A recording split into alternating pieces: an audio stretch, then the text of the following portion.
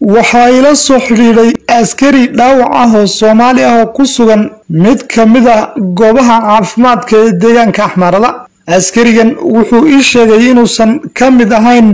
500 ee askari ee liyug ahayd ee loo qaaday deegaanka Axmarada, isla markaana uusan ka mid ahayn ciidamada militariga Abiy, balse uu ka mid ahaa 10 askari oo liyug boolis ah oo si khaas ah loo tababarayay muddo 9 bilood ah, laguna tababarayay xerada garab case ee militariga ee Jigjiga, loona tababaray inay ka mid noqonayaan ciidamada Itoobiya ee AMISOM ka midka ah. askarigan wuxuu kaloo ii sheegay in 10 askari ee uu ka midka ahaa ee sida khaaska ah 9 bilood loo tababarayay si ay mishinka AMISOM Soomaaliya garabka ciidanka Itoobiya u noqdaan, in xilligii xulashada ay qaadatay muddo bil ah, maadaama ciidanka oo dhan laga dhaxbaadayay cidda shuruudaha looga baahnaa oo aad u adag ka buuxisa, kuwaasoo ahaa buu yiri inuu askarigu luqadda Axmaariga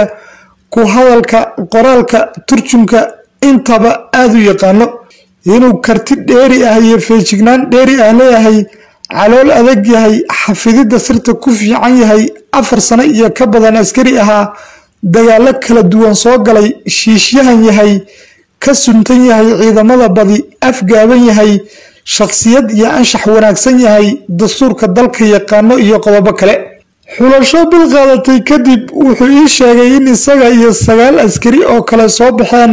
9 biloodna garab case si gaar ah loogu tababaray. haddaba markaan tababarkii dhammaysanay sidaan u sugaynay in Soomaaliya loo qaado ayuu yidhi oo aan garabka AMISOM ee ciidamada Itoobiya u noqono unbaa habeen badh xerada garab casena lagu diyaariyay, waxaana naloo sheegay inaan baxayno. garoonka diyaaradaha ee magaalada Jigjiga ayaa nala keenay, kadibna helicopter taagnayd baa nalagu guray jaha aan u soconnana ma aanan ogeyn. diyaaradda waxaa nala saaraa 5 askari oo ciidamada commandoska ah inay ka mid yihiin aan u malaynay, maadaama oo hubkii iyo dareyskoodii oo kale ay wateen, ayuu ii sheegay askarigu. isagoo askarigan dhaawaca ah hadalkiisii sii wata ayaa wuxuu yidhi saacado yar kadib waxaan ka degnay magaalo iftiin badan,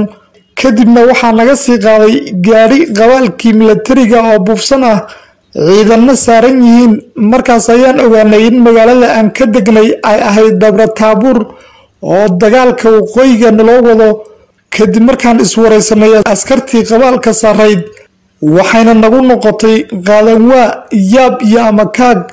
laakiin meel aan uga baxno ma jirin oo dabin ayaa nala geliyey. 10-kanagiiba 3 maalmood kadib ayaan dagaal culus oo lagu baaba'ay galay, annagoo ka garab dagaalanay ciidamada militariga iyo Axmarada agagaarka magaalada Dabra Taabuur, laakiin waxaa nagu dhacay wax Ilaahay uu ogaa. 4 ka mid ah 10-kayagii way dhaawacmeen, annagoo dhaawac ah ayaana nalagaga soo cararay goobtii, laakiin anigu waan roonaa ee 3 kale ayaa daraa. maalin iyo habeen ayaan isa soo jiidaynay, ugu dambeynna annagoo aysan nafi naga bixin naguna jirin ayaan meel tuulo ah nimid. goobtaas militariga ayaa joogay, waxaase naloo waayay ambalaas hal marna wada qaada, sidaas darteed ninba marbaa gaari lagu soo tuuray sida jawaankii, ayuu yidhi. 6 kale waxay muteen war uma hayno,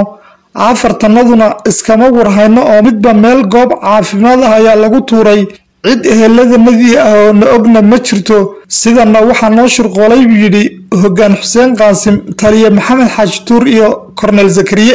sheekadaas ayaana dhex martay askari liyug boolis ah oo ku dhaawacmay dagaalka waqooyiga Itoobiya ka socda, kuna dacdaraysan goob caafimaad oo deegaankaas Axmarada ka mid ah. haddaba shacabka Soomaalida waxaan u sheegayaa inaan keli ah 500 oo askari oo Soomaali ah difaaca Axmara loo dirin, balse ciidan badan oo siyaabo kala duwan oo qafaal iyo xoog isugu jira lagu diray inay jiraan,